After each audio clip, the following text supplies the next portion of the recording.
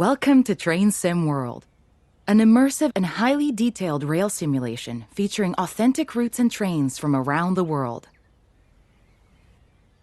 This is the training center.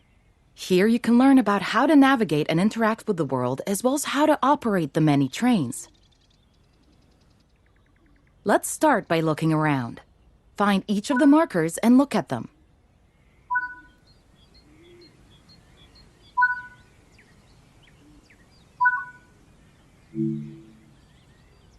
Your current objective is shown at the top left of the screen. Walk to the blue marker to complete the current objective.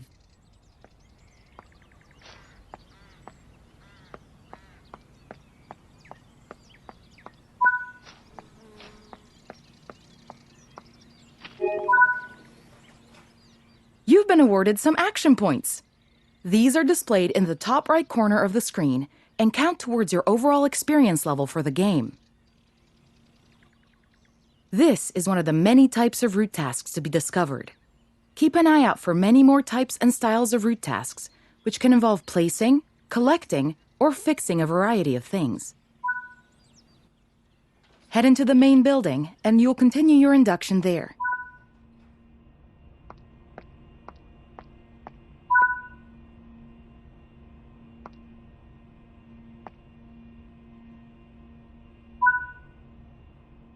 You can pause Train Sim World at any point to review objectives and a lot of other information about what's happening at the moment. Try it now, and then return to the game after you've had a look around.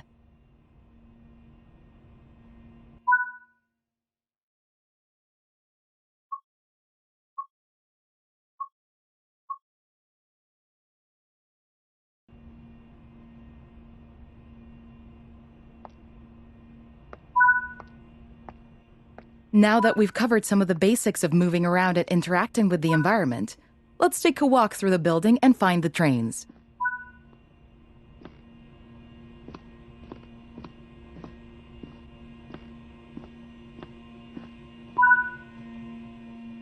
This is Central Square.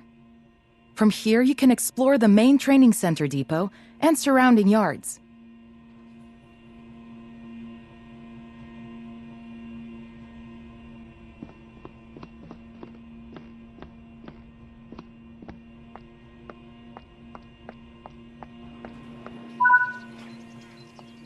Your journey operating trains is just getting started here in the training center.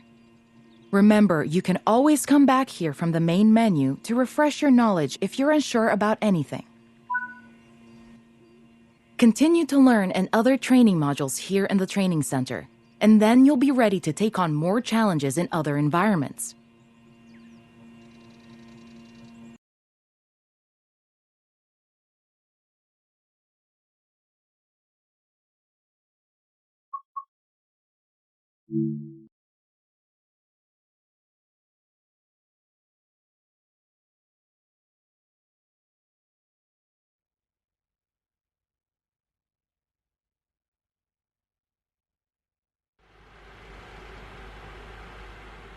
This module will cover the on-screen overlay, known as the heads-up display or HUD, that is shown when you are in control of a train.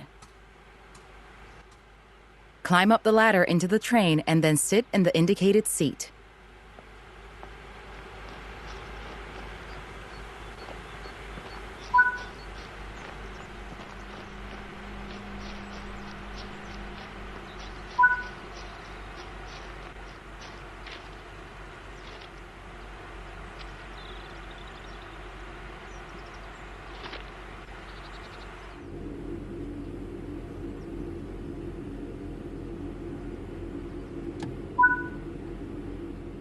Welcome to the most important seat in the train. While sitting here, you'll be in full control. Before you think about moving the train, though, let's look at the HUD overlay that's appeared on the bottom right. The heads-up display is a guide to what your train is doing. The main part of the HUD is the speed display. A white bar will appear around the outside to show your current speed, and the red mark indicates your maximum permitted speed. This is the direction display. An arrow will indicate forward, reverse, and neutral directions. This is the power display. A number will indicate what position the power or throttle control is in. These are the brake indicators. The exact ones shown will vary by train and will often be visible in the train itself on various gauges. They tell you what's happening in the braking system. The most important one is the BC or brake cylinder. If that's reading 0, then your brakes are released. Anything else, and brakes are applied and you won't be able to move. Every train can have small variations in the HUD unique to the way it works, but they will mostly look the same. As you learn to control new trains, study the HUD and learn how it helps you operate it. If you want to see this again, you can rerun this training module at any time.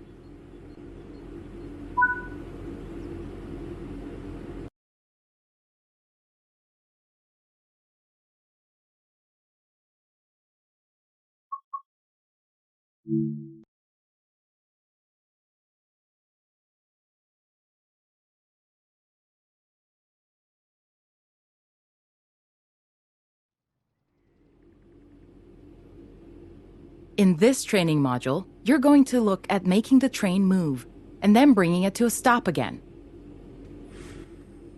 While many trains have different controls and are operated in different ways, there are basically always 3 controls that are common and are required to move the train. The reverser sets the direction between forwards and backwards. The brakes are used to slow or stop the train. The throttle controls how fast the train accelerates. In this train, the throttle and brakes are controlled by a combined power and brake handle. We want to move the train forwards, so move the reverser to that position. Pull the power brake handle toward you to release the brakes and apply power.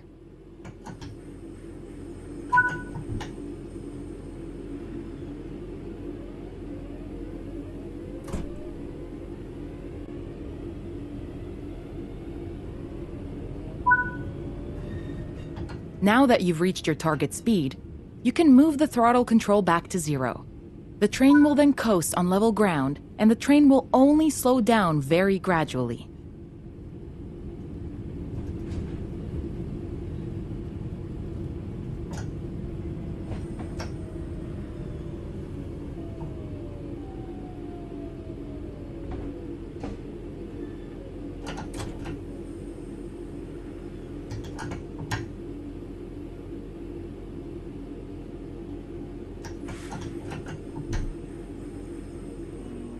While the specifics of operating brakes vary from train to train, the basic process of stopping is fundamentally the same. Bring this train to a complete stop by moving the power brake handle into the braking range. The amount of braking you'll need to apply also varies depending on whether you're... That concludes this module. Restart the module to learn the steps again, or move on to the next module.